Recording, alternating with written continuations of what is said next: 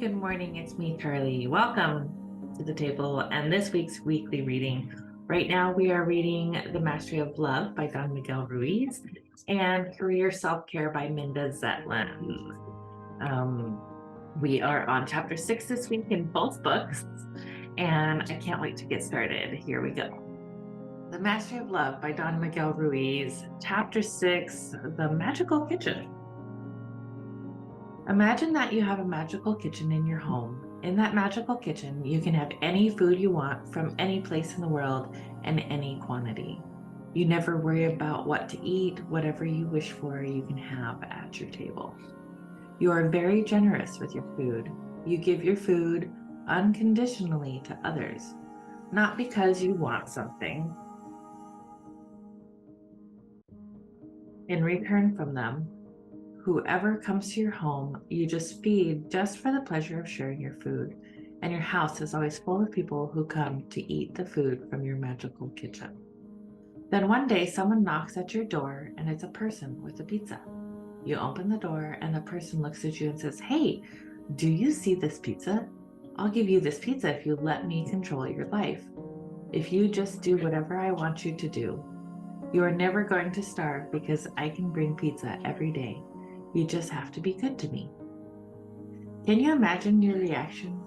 In your kitchen, you have the same pizza, even better. Yet this person comes to you and offers you food if you just do whatever he wants you to do. You are going to laugh and say, "No, thank you. I don't need your food. I have plenty of food. You can come into my house and eat whatever you want, and you don't have to do anything. Don't believe I'm going to do whatever you want me to do. No one will manipulate me with food." Now imagine exactly the opposite. Several weeks have gone by and you have been eaten. You are starving and you have no money in your pocket to buy food. The person comes with pizza and says, "Hey, there's food here. You can have this food if you just do what I want you to do." You can smell the food and you are starving. You decide to accept the food and do whatever that person asks of you. You eat some food and he says, "If you want more, you can have more, but you have to keep doing what I want you to do." You have food today, but tomorrow you may not have food, so you agree to do whatever you can for food. You can become a slave because of food, because you need food, because you don't have it. Then, after a certain time, you have doubts. You say, "What am I going to do without my pizza? I cannot live without my pizza. What if my partner decides to give the pizza to someone else? My pizza." Now imagine that instead of food, we're talking about love. You have an abundance of love in your heart. You have love not just for yourself, but for the whole world. You love so much that you don't need anyone else's love. You share your love without condition. You don't love if. You are a millionaire in love and someone knocks on your door and says, "Hey, I have love for you here. You can have my love if you just do whatever I want you to do." When you are full of love, what is going to be your reaction? You will laugh and say, "Thank you, but I don't need your love. I have the same love here in my heart, even bigger and better, and I share my love without condition." But what is going to happen if you are starving for love? If you don't have that love in your heart and someone comes and says, "You want a little love? You can have my love if you just do what I want you to do." If you are starving for love and you taste that love, you are going to do whatever you can for that love. You can even be so needy that you give up your whole soul just for a little attention. Your heart is like that magical kitchen. If you open your heart, you already have all the love you need. There's no need to go around the world begging for love. "Please, someone love me. I'm so lonely. I'm not good enough for love. I need someone to love me, to prove that I'm worthy of love." We have love right here inside us, but we don't see this love. You can see the drama humans create when they believe they don't have love. They are starving for love, and when they taste a little love from someone else, that creates a big need. They become needy and obsessive about that love. Then comes the big drama. What am I going to do if he leaves me? How can I live without her? They cannot live without the provider, the one who provides them with the everyday doses. And for that little piece of love, because they are starving, they allow other people to control their lives. They let others tell them what to do, what not to do, how to dress, how not to dress, how to behave, how not to behave, what to believe, what not to believe. I love you if you behave in this way. I love you if you let me control your life. I love you only if you are good to me. If not, then forget it. The problems with humans is that they don't know they have a magical kitchen in their heart. All this suffering because long ago we closed our hearts and we no longer feel the love that is there. At some point in our life, we became afraid to love because we believed love isn't fair. Love hurts. We tried to be good enough for someone else. We tried to be accepted by someone else, and we failed. We have already had 2 or 3 lovers and a few broken hearts. To love again is to risk too much. Of course, we have so many self-judgments that we can't possibly have any self-love. And if there's no love for ourselves, how can we pretend that we share love with someone else? When we go into a relationship, we become selfish because we are needy. It's all about me. We are so selfish that we want the person with whom we are sharing our life to be as needy as we are. We want someone who needs me. In order to justify our existence, in order to feel that we have a reason to be alive. We think we are searching for love, but we are searching for someone who needs me, someone we can control and manipulate. There is a war of control in human relationships because we were domesticated to compete for the control of the attention.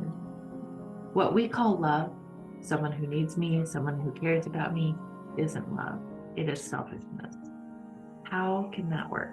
Selfishness doesn't work because there is no love there. Both people are starving for love. In the sex they have, they taste a little love and it becomes addictive because they are starving for love. But then all the judgments are there, all the fear, all the blame, all the drama. Then we search for advice on love and sex. So many books are written about it, and just about all these books could be called How to Be Sexually Selfish. The intent is good, but where is love? They are not about learning to love. There is nothing to learn about love. Everything is already there in our genes and our nature. We don't have to learn anything except what we invent in this world of illusion. We search for love outside ourselves when love is all around us. Love is everywhere, but we don't have the eyes to see. Our emotional body is no longer tuned to love. We are so afraid to love because it isn't safe to love. The fear of rejection frightens us. We have to pretend to be what we are not. We try to be accepted by our partner when we don't accept others. But the problem is not that our partner rejects us. The problem is that we reject ourselves because we are not good enough, because that is what we believe. Self-rejection is the main problem. You are never going to be good enough for yourself when the idea of perfection is completely wrong. It's a false concept. It's not even real. But you believe it. Not being perfect, you reject yourself, and the level of self-rejection depends upon how strong the adults were in breaking your integrity. After domestication, it is no longer about being good enough for anyone else. You are no longer good enough for yourself because the big judge is always there, reminding you that you are not perfect. As I said before, you can never forgive yourself for not being what you wish to be, and that's the real problem. If you can change that, you take care of your half of the relationship. The other half is not your problem. If you tell someone you love him, and that person says, well, I don't love you, is that a reason for you to suffer? Just because someone rejects you doesn't mean you have to reject yourself. If one person doesn't love you, someone else will love you. There is always someone else, and it's better to be with someone who wants to be with you than to be with someone who has to be with you. You have to focus on the most wonderful relationship you can have, the relationship with yourself. It is not about being selfish, it's about self-love. These are not the same. You are selfish with yourself because there is no love there. You need to love yourself, and the love will grow more and more. Then, when you enter a relationship, you don't go into it because you need to be loved. It becomes a choice. You can choose someone if you want to, and you can see who he really is. When you don't need his love, when you have to lie to yourself, you are complete. When love is coming out of you, you are not searching for love because you are afraid to be alone. When you have all that love for yourself, you can be alone and there's no problem. You are happy to be alone and you share. And to share is also fun. If I like you and we go out together, it is because we want to be jealous, because I have a need to control you, or you have a need to control me. If it's going to be that way, it isn't fun. If I'm going to be criticized or judged, if I'm going to feel bad, then no thank you. If I'm going to suffer, maybe it's better to be alone. Do people get together to have a drama, to possess each other, to punish each other, to be saved? Is that really why they get together? Of course, we have all those choices, but what are we really looking for? When we are children, 5, 6, or 7 years old, we are attracted to other children because we want to play, we want to have fun. We don't spend time with other children, another child, because we want to fight or have a big drama. That can happen, but it's going to be short-lived. We just keep playing and playing. When we get bored, we change the game. We change the rules, but we are exploring all the time. If you go into a partnership to have drama because you want to be jealous, because you want to be possessive, because you want to control your partner's life, you are not looking for fun, you are looking for pain. And that is what you're going to find. If you go into a relationship with selfishness, expecting that your partner is going to make you happy, it will not happen. And it's not that person's fault, it's your own. When we go into a relationship of any kind, it is because we want to share, we want to enjoy, we want to have fun, we don't want to be bored. If we look for a partner, it is because we want to play, we want to be happy and enjoy what we are. We don't choose a partner just to give that person we claim to love all our garbage, put all our jealousy, all our anger, all our selfishness onto that person. How can someone tell you, I love you, and then mistreat you and abuse you, humiliate you and disrespect you? That person may claim to love you, but is it really love? If we love, we want the best for those we love. Why put our garbage onto our own children? Why abuse them because we are full of fear and emotional poison? Why blame our parents for our own garbage? People learn to become selfish and to close their hearts so tightly. They are starving for love, not knowing that the heart is a magical kitchen. Your heart is a magical kitchen. Open your heart, open your magical kitchen, and refuse to walk around the world begging for love. In your heart is all the love you need. Your heart can create any amount of love, not just for yourself, but for the whole world. You can give your love with no conditions. You can be generous with your love because you have a magical kitchen in your heart. Then all those starving people who believe the heart is closed will always want to be near you for your love. What makes you happy is love coming out of you. And if you are generous with your love, everyone is going to love you. You are never going to be alone if you are generous. If you are selfish, you are always going to be alone, and there is no one to blame but you. Your generosity will open all the doors, not your selfishness. Selfishness comes from poverty in the heart, from the belief that love is not abundant. We become selfish when we believe that maybe tomorrow we won't have any pizza. But when we know that our heart is a magical kitchen, we are always generous and our love is completely unconditional. And this week in Career Self-Care by Minda Zetlin, Chapter 6, How to Have a Conversation with Anyone, Anywhere, Anytime. In Chapter 1, I mentioned my friend Shalmina Bobby Abji, an author, women's empowerment speaker, philanthropist, and former vice president at IBM, all of which is remarkable considering that she started life in a small town in Tanzania. Professionally, we've exchanged all kinds of useful information, and I like her a lot. We met at a cocktail party after the TEDx Seattle Women's Conference, and recently she said to me, "It's so lucky that you happened to sit down next to me that day." Yes, it is, I agreed. That was a big fat lie. I was certainly glad that I'd met her, but luck had nothing to do with it. I'd arrived at the cocktail party and meandered through the crowd with my ears wide open, wondering who I might like to meet. As I walked by, I overheard Shamina deep in conversation with two other women. She was talking about her work with women's groups overseas, and she seemed fascinating, so I decided to get to know her. I sat down on the same bench as Shamina and two other women, bided my time for a bit, and then glided smoothly into their conversation without interrupting it. At the end of the cocktail party, Shalmina and I were walking out side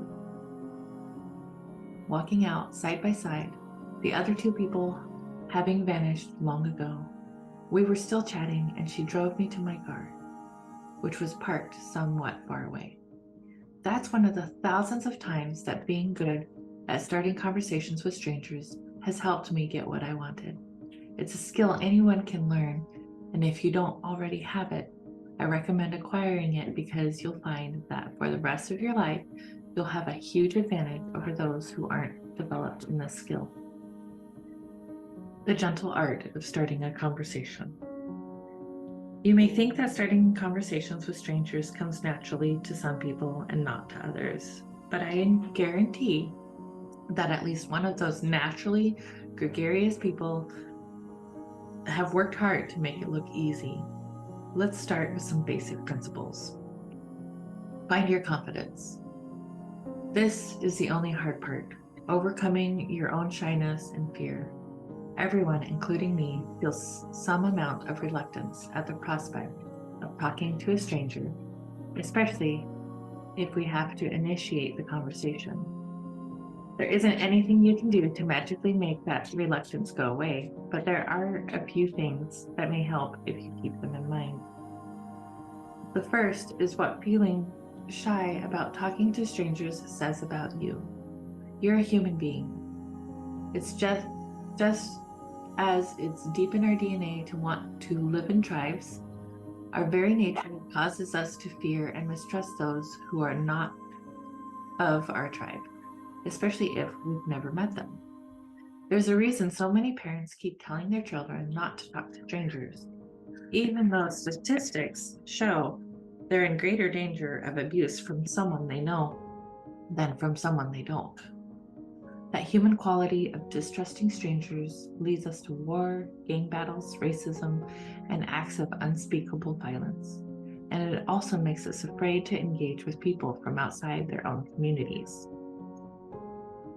The second thing to keep in mind is that most of us tend to detach disproportionate fear to social situations, sometimes to an absurd degree. Consider that several surveys have shown that for many people, public speaking is their number one fear, outranking even death.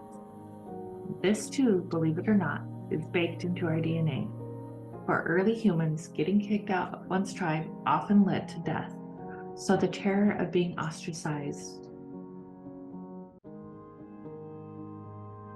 lies deep inside each of us. But we are modern humans with rational minds, and those minds can recognize that while embarrassment may be highly unpleasant, it definitely won't be lethal. You may or may not like the results of starting a conversation with a stranger, but there's usually no actual danger. The other thing to remember is that since fear of talking to strangers is pretty much universal, the person you start a conversation with may be just as frightened as you are, or perhaps more so. If that person wasn't afraid, they might have been the one to start the conversation with you. The fact that you're starting the conversation suggests that you are the braver one. Put the focus on the other person. One of the most powerful words a marketer can use to get you to pay attention to something or click on something is you. I read this a long time ago when I was trying to learn how to make my headlines more clickable and my copy more appealing. And it does work. The reason is that it puts the focus on the reader rather than on me. The same strategy works for starting a conversation. If you want to engage someone's attention, you might be able to do it by telling that person something surprising about yourself. That you recently won the lottery, for example. But an easier and more reliable way to engage people's full attention is to invite them to talk about themselves. This is why I most often start a conversation by asking a question. Besides being the best way to capture another person's attention, having someone talk to you rather than doing the talking yourself has multiple advantages. Starting with the most obvious, when you're talking, you're not learning anything. When you listen to someone else talk, there's a decent chance you'll learn something useful. The very first thing you're likely to learn is whether this is someone you want to get to know better, either because you like the person and might want to be friends, or because this is someone with useful knowledge or connections who could possibly help you, or better yet, you could help each other. Sometimes it's both. If you like your new acquaintance and want to spend more time with them, and you also could be professionally useful to each other, those are the very best encounters, and they're why being able to talk to strangers is sort of a superpower. Sometimes it's neither. You have no particular desire to deal with the person socially or professionally. When that's the case, it's simply enough to find an appropriate gap in the conversation. Say something like, "It's been nice talking with you," even if this is a lie, and gracefully move on. Find common ground. There's another advantage to getting your conversational partners to talk to you about themselves. It's the quickest way to find out what you have in common. You're almost certain to have something in common with anyone you meet, even if it might not be immediately obvious. If you get the other person to talk, you may be able to tease it out. Finding common ground is the best way to keep conversation going beyond the first few moments of introducing yourselves. So home in on whatever shared interests, opinions, or experiences you may have as quickly as you can. There's a flip side to this search for shared interests. You also need to be careful of areas where the two of you may violently disagree. Sadly, this is particularly important these days because of the polarized nature of both politics and discourse in general. The person you're speaking with may express deeply felt political, social, religious, or anti-religious views. If they fit with your own, then great, you found some common ground. If they don't fit with your views, either remain non-committal or express disagreement as neutrally as you can. Think of it as an opportunity to learn about a point of view you may not agree with. In today's world, most of us don't do that often enough. If your conversational partner doesn't come out with a viewpoint on any of the day's divisive issues, then for pity's sake, don't volunteer one yourself. It may be true that if the two of you are to become friends or colleagues, you'll need to talk about this stuff at some point, but don't do it when you've just met. You may argue that you can't be friends with and wouldn't want to associate with anyone who holds certain beliefs that are fundamentally at odds with yours. Most of us feel that way about some things. I myself have a hard time associating with anyone who believes women are less fit for positions of responsibility than men are. If someone disagrees with you on something you fundamentally believe, then you don't have to talk to that person. Just find a graceful way to slip out of the conversation and go find someone else to talk with. Never fail conversation starters. Now that we've got the basic principles down, what should you actually say when you want to start a conversation? Here are 3 openings that pretty much always work. 1. Ask for information or help. Once when I was walking west across 42nd Street in New York City during a protest that was happening all around town, a man heading east stopped and asked me if I knew what was going on at the United Nations. I had just come from there, so I told him that nothing much was happening. I heard a rumor that there were pacifists lying down and blocking traffic in Times Square, so I was on my way to check that out. He told me he had just come from Times Square and that nothing was happening there either.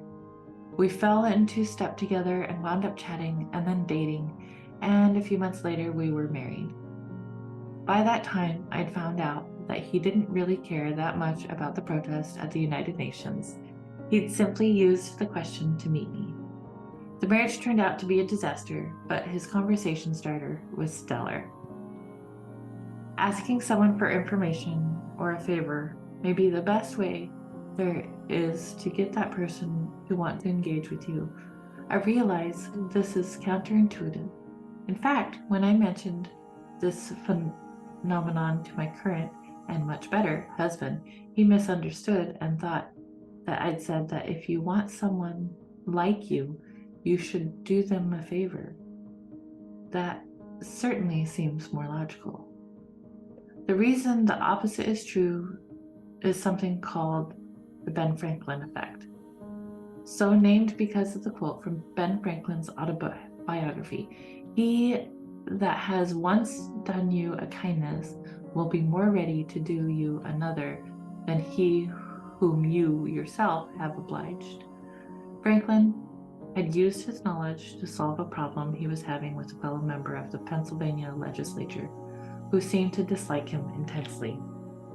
Franklin learned that his nemesis had a rare and interesting book in his possession, so Franklin courteously asked if he could borrow it for a few days. Not only did his enemy lend the book, but it changed their entire relationship. Franklin wrote, "When we next meet in the house, he spoke to me, which he had never done before, and with great civility, and he never after manifested a readiness to serve me on all occasions, so that we became great friends and our friendship continued to his death." In modern times, psychologists say that the Ben Franklin effect is a result of cognitive dissonance, the distress we feel when we hold 2 conflicting beliefs at once.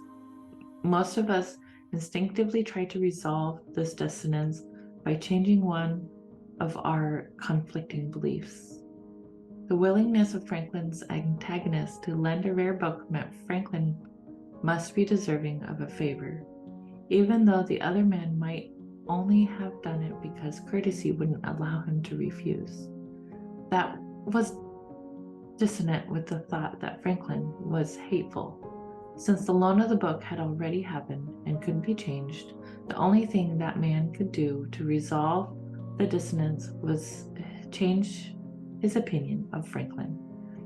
If you use the Ben Franklin effect as a conversational starter, it's best to ask for something that the other person can give you right away and without too much thought, which is why requesting a small piece of useful information is such a good approach.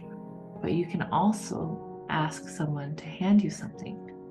Save your seat for a few moments or do any number of other small favors. You can even ask for something you don't really want or need. My Inc.com colleague Jeff Hayden observed a very clever car salesman do exactly that, asking prospective customers to hold his day planner for him while he cleaned up a spill that he had surreptitiously made himself. He told Hayden that it worked every time to get people talking with him. The Ben Franklin effect is so powerful that it's often my go-to for starting conversations. Number 2, mention a shared experience. Talking about the weather is such an overused element of small talk that Dave Matthews lampooned it in his song, So Much to Say. But there's a reason that discussing the weather is such a well-worn conversational tactic. It's something everyone experiences, and we mostly all feel the same way about it. If it's 95 degrees out, everyone will feel hot. If there have been 2 solid weeks of rain and now the sun is out, that will make nearly everyone happy. I have one childhood friend who says he dislikes sunny days and stays home with the shades drawn, but he is truly an outlier. So something like, man, it's really coming down is a pretty reliable conversation starter. But there are many different shared experiences you can use to forge a quick connection with someone you want to talk with. If I'm at a conference, one conversation starter I use often is, are you having a good conference? That's open-ended and invites others to respond pretty much any way they choose. If the local team just won or lost an important game, that may be another shared experience that you can use as a conversational opening. The construction of a new Costco became a reliable conversation starter for many people in my neighborhood. In nearly any group setting, there's some aspect of the experience that's the same for everyone and worthy of comment. Use it to get a conversation going. Number 3, give a compliment. You might think smart people can easily tell when they're being filtered or flattered, and therefore won't be affected by a compliment. But a fascinating study conducted in Hong Kong in 2010 showed that even when people know perfectly well that they're being insincerely praised, that praise still affects them on an unconscious level. In this case, the flattery came in the form of an advertisement for a department store that complimented the reader on the fine fashion sense. As praise goes, that was pretty obviously insincere, and the subjects of the study readily identified it as such. But they still turned out to be more favorably disposed toward the store than those who hadn't been praised by an ad. This is why finding a reason to compliment someone is often a highly effective way to start a conversation with a stranger. If the other person is wearing an unusual item of clothing or jewelry, or carrying an unusual bag or briefcase, those are all good targets for a compliment. Do not compliment the person's physical attributes, though, as you have lovely eyes, to be seen as intrusive and borderline creepy. If possible, you're even better off complimenting something the other person said or did. You could say, for example, I thought the way you handled that difficult customer was very effective. If the other person made a speech or taught a class, then praising them for that is a no-brainer. If you really want to use the power of this technique, plan ahead the next time you are going to attend a function where there's someone you know you want to meet. These days, nearly everyone has a forum where they express their thoughts and opinions or share their expertise. It could be a blog, LinkedIn, Twitter, online videos, articles, or websites, or trade magazines, or maybe even a book they've written. Spend a little prep time reading some of what your target person has written, or watching their videos or listening to their podcasts. Then when you meet the person, you'll have a perfectly targeted compliment at the ready that will make them feel doubly good. First, because you liked whatever they had to say, and second, because you took the time to read or watch or listen. This works even on famous people and high-profile business leaders. What if you get rejected? This is the most terrifying part of starting a conversation with someone you don't know. You're afraid they might get up and walk away in a huff or say something like, "Get away from me." And there's no way to shield yourself from the possibility that this might happen. People in general are more open to conversations with strangers than you might think. But that doesn't mean everyone, and it doesn't mean all the time. If you go around initiating conversations with strangers, which I really hope you do, you will inevitably come upon some who don't want to talk to you. Most people in that situation will try to be polite about it. That's why it's important for you to keep your eyes and ears open during the conversation with strangers so that you can spot cues to tell you whether they want the conversation to continue. If they're saying little beyond blandly agreeing with you, that's a clue that they would rather not keep talking. Their feet are another clue. People unconsciously point their feet toward what they like or are interested in. So take a quick glance down to see if the other person's feet are pointed toward you or away from you. If one or both are pointed away, it's probably a good idea to politely end the conversation and move on. Sometimes people will be fairly direct in letting you know they don't want to talk. Once, when I was visiting my mother and my 90-something-year-old stepfather in Florida, we pulled into a stranger's driveway by mistake while looking for an unfamiliar address. A man came out of the house to find out what we wanted. After we'd established that we were at the wrong place, my stepfather tried a random conversational gambit. It was the middle of Wimbledon, and so, with no preamble about tennis or even sports, he inquired, "Are you in love with the Williams sisters?" Looking a bit surprised and unmistakably disdainful, the other man simply answered no and went back inside his house. It was the kind of social rejection that I believe would have smarted for most people, but I doubt my stepfather was particularly bothered. He had spent many decades as a salesman, starting conversations and getting people to talk to him and making friends with all sorts of folks. I suspect he'd been through more failed attempts at starting conversations than you or I ever will. When people rebuff your attempt to start a conversation, it really should be no more a big deal than the Williams sisters question was for my stepfather. The problem is that most of us tend to dwell on these rejections. This again is in our DNA. Our brains are hardwired to focus on negative information and ignore positive information. That's an obvious survival skill because if you're, say, in the jungle, it's a lot more important to notice the poisonous snake lying in your path than the beautiful flower growing next to it. The best antidote for this that I know of is repetition. The more often you try starting conversations with strangers, the easier it will be. First of all, with practice, you'll get better at saying the right things and reading the signals quickly, but even more important, you'll succeed more often than you fail. Most people in situations are more willing to talk to you than you might think. Talking to strangers and doing it again and again is the best way to find that out for yourself. Not only that, but talking to strangers will make the world a better place. There's actual research that shows this.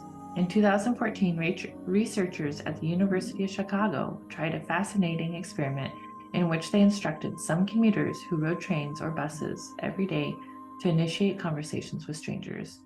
Then the researchers compared those subjects' mood with other commuters, who just followed their normal routine.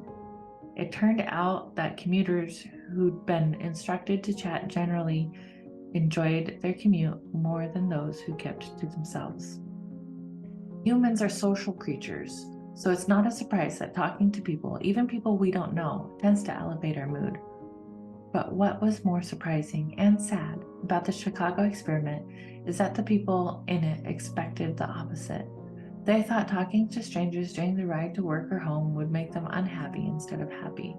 And if the experiment hadn't required them to converse, they would have kept to themselves. They also expected that other people who would not want to talk with them, which made them reluctant to start a conversation. But they were wrong in both counts. Most people did welcome the chance to converse, and based on other research, it seems likely that having someone to talk to made the commute more pleasant for them, as well as for the experimental participants. This experiment reminds me of one of the longest airplane trips of my life, a flight home to Seattle from Chicago in November 2017. I'd been at an HJSA board meeting and conference where I was scheduled to stay for an extra few days. I abruptly cut my trip short when my husband had a heart attack. I managed to grab a seat on the last Southwest nonstop from Midway to SeaTac that night. At a 4.5 hour flight. Like the commuters in the experiment, I typically keep to myself while traveling, and on airplane flights, I usually stick anti-pressure earplugs in my ears and sink into a cocoon for work, reading and playing games on my tablet. But this time was different. Before I got on board, I already knew that Bill had an emergency surgery and had stents newly installed in his heart. I'd even talked to him in the recovery room, but I had no idea what would happen next or what our future might look like. And so, as I walked up the aisle of that crowded flight, a woman met my gaze and nodded at the empty middle seat next to her, and I took it. I thought talking to a stranger would be the best way to settle my addled mind that night, and it was. I told her what was going on. It turned out she was a widow and had been through a heart attack with her own husband. "What's your husband's name?" she asked me. "Bill," I said. "Bill is going to be just fine," she said firmly, and it turned out she was right. Talking to strangers is more than just a powerful career-boosting skill, and it's more than a way to make yourself happier or to calm yourself in the middle of a crisis. Most of us in today's world don't spend enough time talking to strangers, or at least not randomly selected ones. We may talk to people on social media, but these are people we already know or people who already agree with our opinions and views. Like-minded people who join us in groups or message boards, or perhaps the friends of our friends. But if this horribly divided world we're living in is ever to be whole again, then all of us are going to have to get better at talking with people when we don't already know that they agree with our beliefs and views. In other words, random strangers. So knowing how to start conversation with people we don't know is a lot more important than it first appears. Not only will it boost your career, but it could make the world a better place. Exercises to try. Repeat the Chicago experiment. If you commute to work or travel often, break whatever habit you have of reading the news or listening to a podcast or scrolling through social media on your smartphone. Instead, make a point of starting a conversation with a stranger. If you don't commute by public transportation, try it in the grocery store, at the playground, or whenever strangers happen to be. Take a stroll around your neighborhood and chat with any neighbors you come upon whom you don't yet know. Number 2, do your homework before meeting a bigwig. If you know you have a conference or other event coming up where a prominent person or executive you hope to impress will be in attendance, take some time in the week before to do a little research. Track down your target's blog posts or other writings, or see if there are any interviews with him or her available online. Think ahead about what you'll say when you meet. Perhaps you agree with their position on some current issue, Or maybe you like their idea for a new innovation. Then try out your approach and see how it goes. Number 3, plan some conversational openers for your next event. This can be especially helpful if you feel shy or nervous about talking to people you don't know. Think a bit ahead about how you might open a conversation with a stranger using any of the strategies in this chapter. In fact, if you want to use the Ben Franklin effect, you can try something like this. I'm reading this book and there's a chapter on starting a conversation with a stranger. I'm trying to learn how to do that. Do you mind if I practice on you for a minute or two? Most people will say yes. Thank you for joining us for this week's weekly reading. I'm so glad you're here. And don't forget to join us on Mondays as we discuss the topics in the books a little further, a little deeper, and a little more personally, so that we can continue to learn and grow ourselves and our businesses together. Again, thank you for joining us. Don't forget to download. We love you. Namaste. The Marysville Police Foundation is a 501c3 organization to support these areas of the Marysville Police Department: law enforcement, officer wellness, and the community outreach programs and activities. We look forward to serving you. We take the mystery and pain out of social media consistency for your business, giving you back time to shine in your zone of genius. Social media is the new branding. It deserves its own attention, thought, and effort. Yet so few businesses actually take this seriously and invest enough time on their strategy. We can do it for you at an affordable rate that will fit into your budget and allow you to pursue other revenue channels as well. The hardest part of social media management is keeping up the consistency to be seen and know what to post, when to post. Are you ready to have everything ready to go for you, saving you time and energy by not having to do it all yourself? Still getting your message out so that people get to know you, like you, and develop trust while opening yourself up to more time for the business of your business where you shine. Working with Women in Leadership, BSMB LLP, is a unique experience that bridges the gap from face-to-face to virtual relationship marketing. Not only do we love to help you shine on social media, we love to share tools to help you grow with us, body, soul, mind, and business. Check out our podcast and YouTube channel for Mindset Mondays, Social Media Training Wednesdays, business interviews and special topics on Fridays, and weekly readings on Sundays. To schedule your consultation or podcast interview, head to our website, www.womeninleadershipbsmb.com.